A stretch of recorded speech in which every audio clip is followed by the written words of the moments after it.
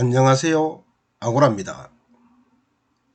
추미애 대 윤석열, 이들의 싸움이 가관이죠. 민주주의 국가에서 일어나서는 안 될 비정상적 상황입니다. 오늘은 추미애 법무부 장관과 윤석열 검찰총장의 극한 대결이 어떤 의미를 가지는지 분석해 보도록 할게요. 윤석열 총장은 2019년 7월 25일, 추미애 장관은 2020년 1월 2일에 취임했는데요. 추미애 장관이 취임한 후 지금까지 약 11개월 동안 검찰 인사와 수사 방식에서 사사건건 부딪히는 바람에 국민의 피로감은 극에 달해 있습니다. 급기야 2020년 11월 24일 추미애 장관은 윤석열 총장의 직무를 정지시키고 검사징계위원회에 넘겼죠. 검사징계법 제2조 징계사유와 8조 2항 징계 혐의자 직무정지에 근거한 조치였다고 합니다. 윤석열 총장은 추미애 장관의 조치가 위법하다고 하면서 11월 25일 서울행정법원에 직무정지 처분에 대한 집행정지 신청서를 제출했고 11월 26일 직무정지 취소 소송을 제기했는데요. 12월 1일 윤석열 총장이 제기한 직무정지 처분에 대한 집행정지 신청서가 인용되어 윤석열 총장이 검찰총장으로 복귀한 상황입니다. 그리고 12월 4일에 징계위원회도 예정되어 있는 상태입니다. 자세한 진행 과정은 직전 방송을 참조 바랍니다. 대통령은 행정부의 수반이죠. 법무부 장관은 검찰 사무의 최고 감독자고요. 검찰총장은 법무부의 외청인 검찰의 수장입니다. 이러한 정무적 관계의 정립을 법원의 판단에 맡긴다고요? 무능한 정부라는 그러한 비판을 들어도 할 말이 없겠죠. 추미애 장관의 공격은 시종일관 윤석열 총장을 향하고 있죠. 2020년 7월 2일 검언유착 의혹 사건에서 추미애 장관은 수사지휘권을 발동하여 윤석열 총장을 배제하고 중앙지검이 독자적으로 수사하도록 했습니다. 윤석열 총장의 측근으로 분류되는 한동훈 검사가 연루되어 있다는 이유였죠.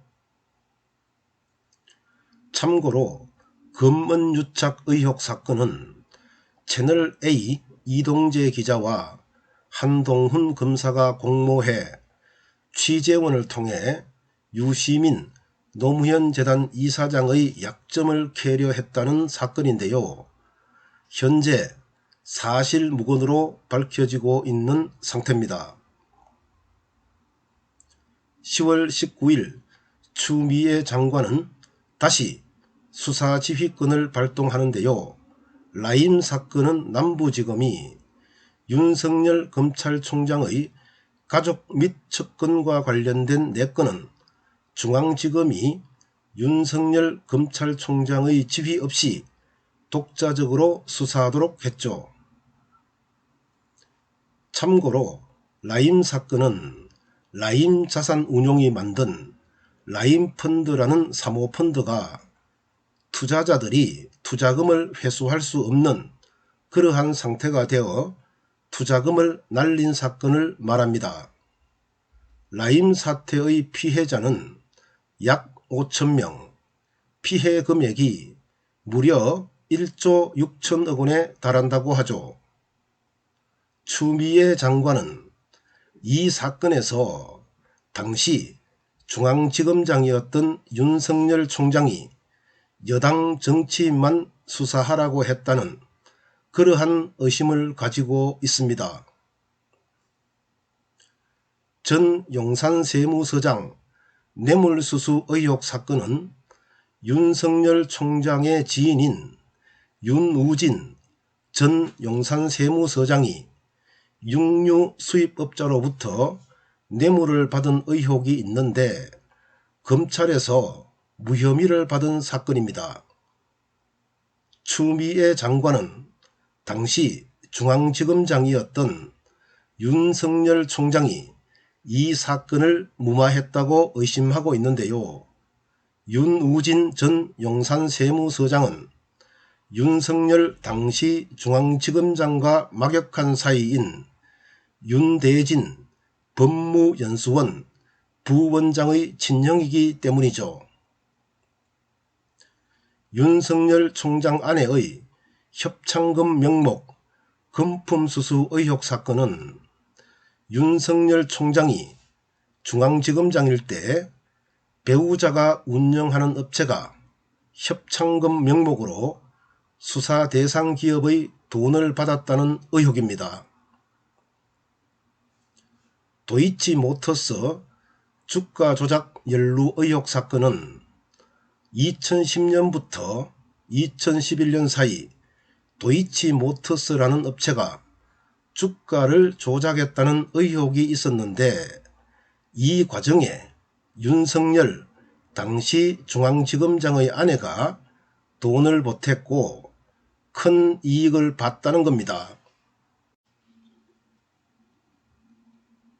요양급여비 부정수급 의혹 사건은 윤석열 중앙지검장의 장모 최모 씨가 2012년 경기도 파주에 있는 한 의료재단 이사장으로 취임하면서 영리 목적으로 의료기관을 세웠다는 의혹과 이곳에서 요양급여비를 부정으로 수급했다는 의혹입니다. 드디어 2020년 11월 24일 검사징계법 제2조 검사로서의 의무 위반을 내세워 윤석열 총장을 직무에서 배제하고 징계위원회에 넘겼습니다.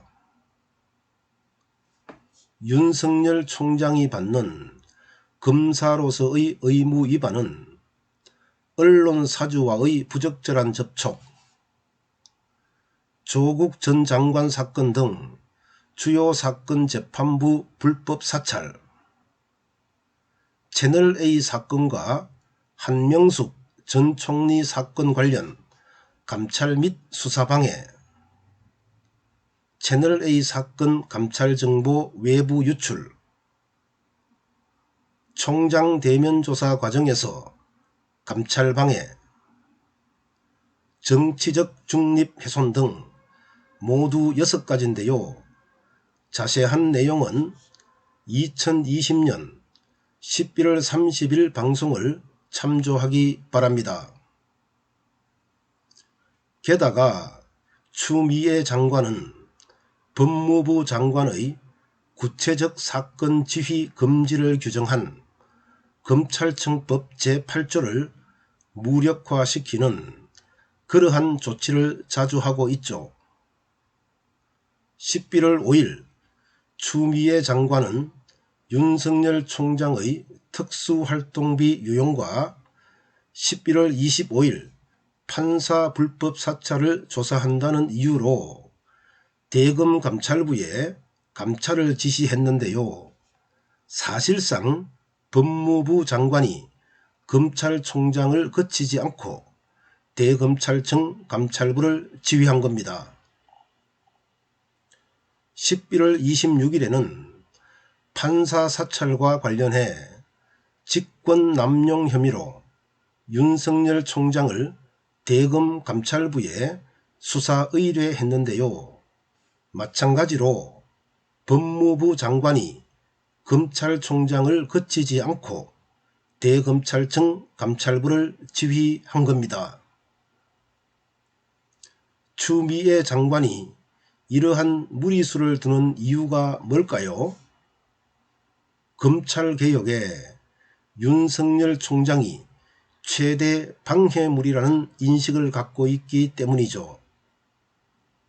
윤석열 총장은 검찰개혁이 아니라 검찰 통제로 판단하고 지배당하지 않기 위해 저항하고 있는 중이라고 보면 됩니다.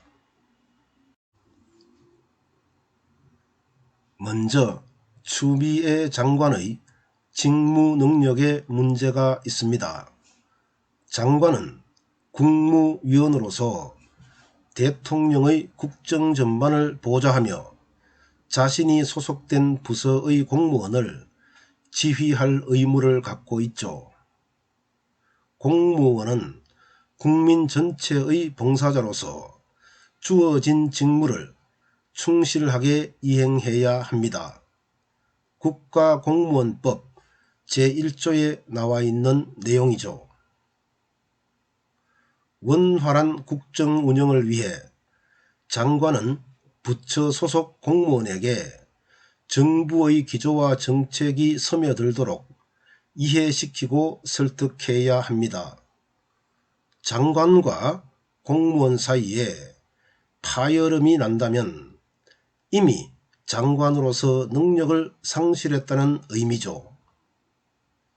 추미애 장관은 취임부터 지금까지 대검찰청을 통제하려고 할 뿐 동반자적 관계를 유지하기 위해 노력한 적이 거의 없습니다.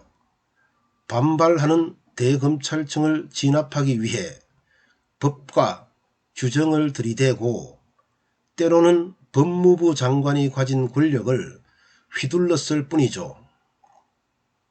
현재의 대혼란 상태는 장관의 직무에 대한 무지와 장관으로서의 무능력이 만들었습니다.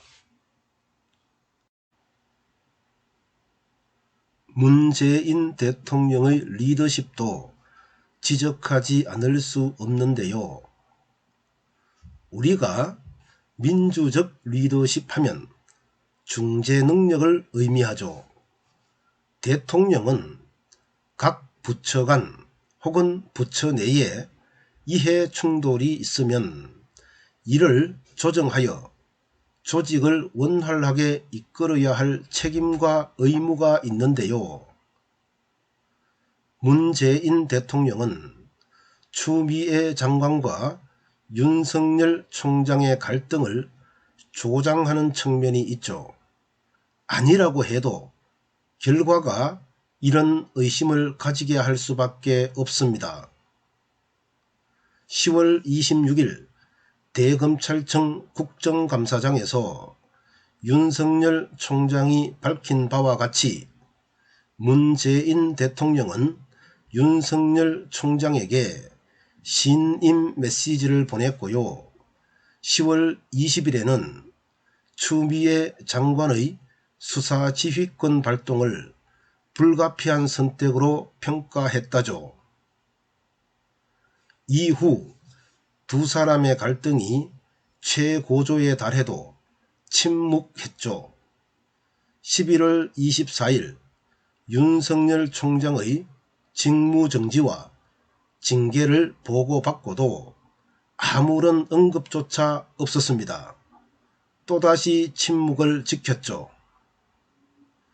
문재인 대통령이 이들 2인간 교집합 산출을 포기하고 추미애 장관의 검찰 운용 방향에 동조한 결과죠. 게다가 자신의 손에 피를 묻히지 않고 윤석열 총장을 해임하려는 전략은 대통령으로서도 문제가 있죠. 추미애 장관과 윤석열 총장은 마이웨이를 외치고 있습니다. 추미애 장관은 검사징계위원회를 통해 윤석열 총장을 해임하려 하죠. 윤석열 총장은 추미애 장관의 조치에 소송으로 맞서고 있고요. 문재인 대통령은 관람자로서 자리를 지키고 있죠. 아무도 경험해보지 못한 그러한 상황이기 때문에 대한민국 전체가 갈팡질팡 엉망진창입니다. 민주당은 윤석열 총장에 대한 국정조사에 유불리만 계산하고 있고, 국민의힘은 국정조사를 지지율 반전의 기회로 삼으려 하죠. 검찰은 윤석열 총장에 대한 조치가 부당하다며 추미애 장관에게 반기를 들고 있습니다. 고검장 6명 전원과 지검장 20명 중 17명이 합류했으며 평검사도 대규모로 동참하고 있습니다. 변호사 단체인 대한변협을 비롯하여 참여연대와 경실련 같은 진보단체도 마찬가지입니다. 추미애 장관이 승리하든 윤석열 총장이 승리하든 결과와 관계없이 이건 국가에서 벌어질 상황이 아닙니다. 이건 국가가 아니야! 감사합니다. 아고라입니다.